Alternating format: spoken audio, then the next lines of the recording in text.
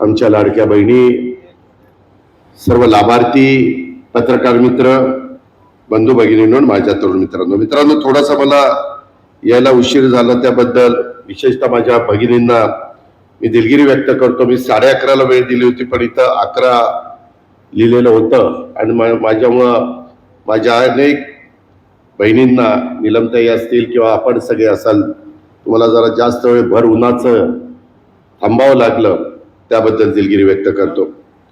आज कृषी महाविद्यालयाच्या प्रांगणामध्ये पिंक ई रिक्षा वाटप कार्यक्रमाच्या निमित्तानं खरं तर सर्व माझ्या लाडक्या बहिणी इथं आलेल्या आहेत. मी त्यांचं खूप खूप मनापासून स्वागत करतो. आणि आजचा कार्यक्रम तसा बघितलं तर अत्यंत महत्वाचा आहे. राज्याच्या सामाजिक परिवर्तन घडवणारा अशा प्रकारचा हा कार्यक्रम आहे.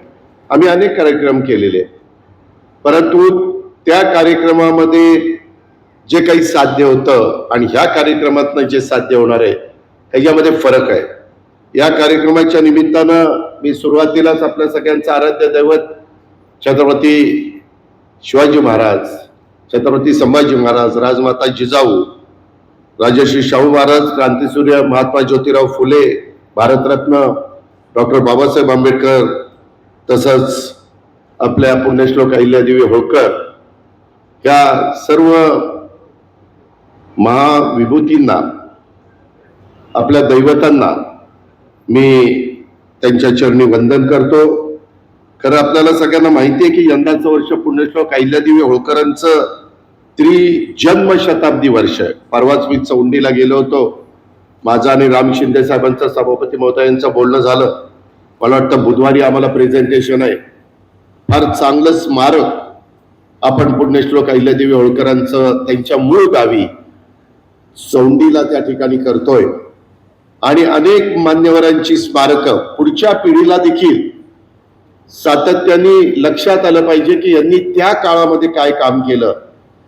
आणि म्हणून छत्रपती संभाजी महाराजांचं वडू तुळापूरला स्मारक, त्यामध्ये आपल्या इथं महात्मा ज्योतिराव फुले आणि सावित्रीबाई फुलेंचं पुण्यामध्ये जो फुलेवाडा आहे तिथं स्मारक, असं अनेक मान्यवरांचे, लहुजी असतात त्यांचं स्मारक, अशा अनेक मान्यवरांची स्मारकं आपण आपल्या महाराष्ट्रामध्ये त्या ठिकाणी करतोय.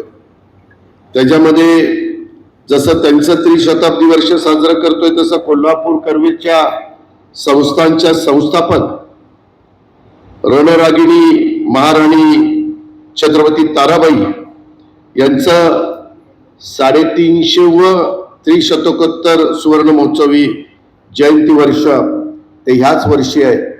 त्यांना पण मी अभिवादन करतो. महिला व बाल कल्याण विभागाच्या वतीनं अतिशय चांगल्या प्रकारे बाल विकासाच्या वतीनं, महिला व बाल विकास, आपण तो कल्याण शब्द काढला आणि महिला आणि बाल विकास विभाग असं त्याला नाव दिलेलं आहे. आणि त्याच्यामध्ये एवढा मोठा महिलांचा वर्ग, एवढा मोठा आमच्या बालकांचा वर्ग, आणि त्याच्याकरता चांगल्या चांगल्या योजना देशाचे पंतप्रधान नरेंद्र मोदी साहेब राबवतात, वेगवेगळी राज्य राबवतात. देवेंद्रजींच्या नेतृत्वाखाली देवेंद्र फडणवीसांच्या, एकनाथराव शिंदे, मी, आपले आदिती, आम्ही सगळेजण त्या योजना राबवतो. आणि त्याच्यातूनच मागच्या एकनाथराव शिंदे मुख्यमंत्री असताना मी अर्थसंकल्प यंदा जसा महाराष्ट्राचा 11वा सादर केला, 7,20,00,000 अर्थसंकल्प, त्यावेळेस माझ्याकडे आदिती आली आणि ती मला म्हणली की दादा, मला महिलांच्या करता पिंक रिक्षा त्या ठिकाणी द्यायच्या, तो कार्यक्रम आपल्याला राबवायचा आहे आणि त्यांना स्वतःच्या पायावर उभं करायचंय, सक्षम करायचंय आर्थिकदृष्ट्या आणि सामाजिक दृष्ट्या पण. तर आपण 5,000 रिक्षांचं त्या ठिकाणी पहिल्या स्लॉटमध्ये घेऊ, कसं होतंय काय होतंय बघू. मी तिला म्हटलं 5,000 नाही, 10,000 घे, आणि तुला 40 कोटी लागतात ना, 80 कोटी घे.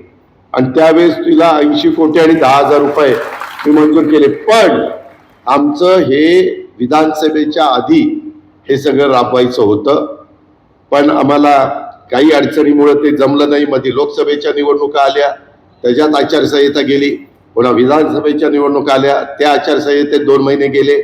एवढ्या रिक्षा आम्ही कायनेटिकशी बोलत होतो, पीएचडीशी बोलत होतो, आम्हाला देताना आमच्या बहिणींना अतिशय उत्तम रिक्षा द्यायच्या होत्या.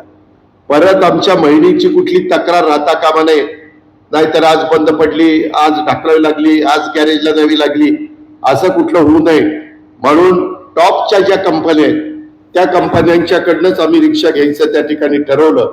आणि तशा पद्धतीनं आम्ही त्याच्यामध्ये आपल्या कायनेटिक इंडिया, म्हणजे मला वाटतं त्यांचं नाव कायनेटिक ग्रीन असं त्यांचं नाव आहे, त्यांना हे काम आपण इथलं दिलेलं आहे.